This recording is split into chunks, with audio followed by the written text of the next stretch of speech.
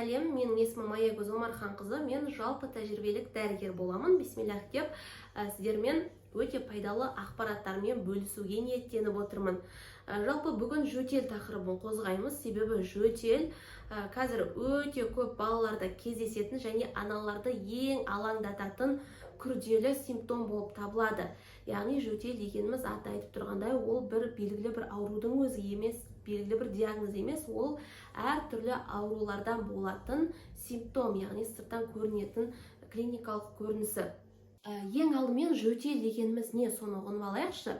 Себебі қазір көптеген аналар балалар ауырған кезде бірден жөтелге қарай, жөтелді емдеу керек, жөтел тоқтамай жатыр, балам жөтел бастап жатыр, бірден сол жөтелді кетіріп жіберуге тырысады, ал ол ағзаның ішінде қандай процесс болып жатыр, ол жағында жұмыс жоқ, тек қана ол симптомды кетіруге тырысады.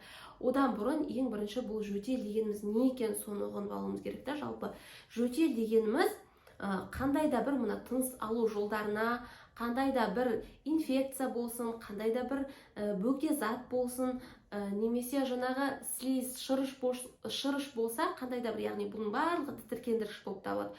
Осы тітіркендіргіштер тыныс алу жолдарына енген кезде, осы тітіркендіргіштерді шығару мақсатында организмнің жауабы, яғни жөтел ол қорғаныштық реакция. Жаңағы шырышты, мысалы қақырықты шығару мақсатында, яғни организм қорғанады, ағзаның ішіне еніп кетпес үшін. Мысалы қандай да бір инфекция түсті, организм қорғанады да жаңағыны шығаруға тырысады.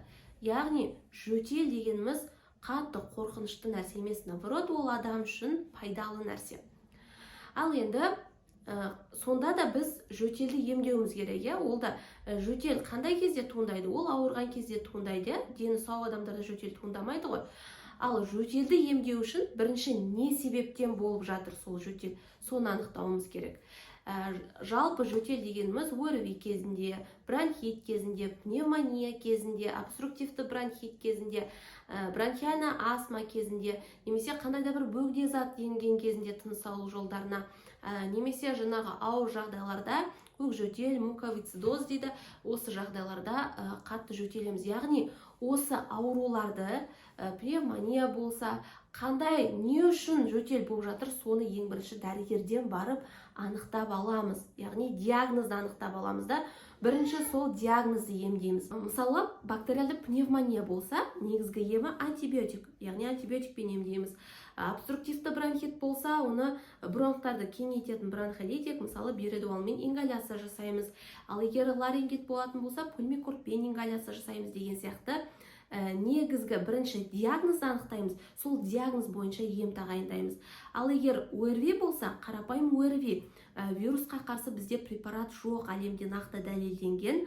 ОРВИ болатын балалар ол өздігінен жазылады, яғни иммунитеттің өзі күреседі вирусқа қарсы.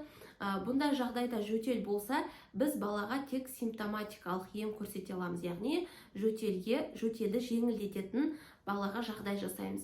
Енді бұл жағдайда біз баланың жөтеліне не істейміз? Ең бірінші балаға өте көбірек жылы сұйықтық береміз. Яғни жылы сұйықтық берген сайын бізде мына бронхтардағы шырыш болатын болса, қақырық болатын болса, аздап сұйылады және де сыртқа шығуына көмектеседі. Сосын екіншіден влажный воздух керек бізде, яғни ауа ылғалдандырғыш міндетті түрде алып қою керек үйге баласы бар отбасылар. Себебі ауа ылғалды болған сайын жаңағы жөтелген кезде де қатты ауру сезім болмай, жаңағы шырыштың барлығы еркін шығуына көмектеседі. Үшіншіден, соратын кәмпиттер, мысалы, адресеп, доктор Мом деген сияқты кәмпиттерді сорсақ, бұл жөтелді кішкене болсын жеңілдетуге көмектеседі. Төртіншіден, жаңағы балаға қазіргі кезде дәлелденген ақпараттарды айтып отырмын. Жарты чайный ложка мед беріп қойсаңыз болады. Әсіресе түнде көп жөтелетін балалар, осы ОРВИ кезінде сіз жаңағы бір стакан суға жарты чайный ложка мед салып балаға беретін болсаңыз, жөтелді әлде қайда басатыны дәлелденген ақпарат. Ал жалпы осы симптоматикалық ем жөтелге қалай біз көмектесеміз, осыларды жасаймыз.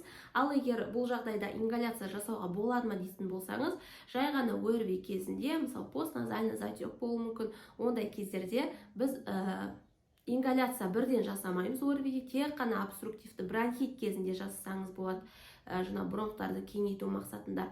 Ал сонда да мен ингаляция жасауым керек деп уайымдап жатсаңыз, балаңызға тек қана физраствормен жасасаңыз болады. Яғни бұл физраствордың ешқандай да бір аса қатты пайдасы да жоқ, немесе зияны да жоқ. Егер ингаляция жасаймын десеңіз, физраствор кішкене мынау бұл ылғалды ауа кіреді ғой, яғни тыныс алу жолдарын ылғалдандырып тұрады. Егер қандай да бір шырыш болатын болса, жұмсарып сыртқа шығуына бұл да көмектеседі аздап.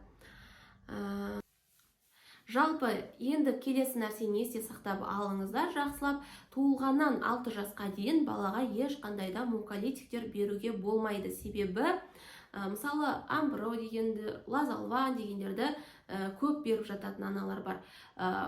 Жаңағы инструкциясын қарасаң 6 айдан бастап деп жазып қояды, оның барлығы да дұрыс емес. Себебі муколитик ол мына бронхтар тұтып тұрады, осын ішіндегі шырышты әлде қайдағы көбейтіп жібереді. Яғни көбейткеннен кейін бала мына шырыштың барлығын сыртқа шығара алмайды, қақырып түкіре алмайды. Ол көбейіп кетіп, ары қарай өкпеге түсіп кетуі мүмкін. Сондықтан да муколитик беруден аулақ болыңыздар 6 жасқа дейін балаларда. Содан соң боржомимен, тағы да басқа да заттармен, минералды заттармен, құрамында май бар заттармен ингаляция жасауға мүлде болмайды балаларға. Үшіншіден, орталық жүйке жүйесіне әсер ететін, жөтелді тоқтатып тастайтын препараттар беруге болмайды. Мысалы, кадеин көп пайдаланады. Яғни ол тікелей миға әсер етіп, жөтел орталығында әсер етіп, мидағы ол жөтелді мүлдем тоқтатып тастайды. Ондай препараттар беруге болмайды балаға. Сосын төртіншіден, антигистаминді препараттар берудің қажеті жоқ ОРВИ кезінде. Яғни бұл ОРВИ кезінде бала жаңағы қандай да бір аллергеннің әсерінен жөтеліп жатқан жоқ. Сондықтан да бұл жерде наоборот керісінше жаңағы антигистаминный препараттар, мысалы фенистил беріп жатады, оның барлығының жанама әсерлері көп болуы мүмкін.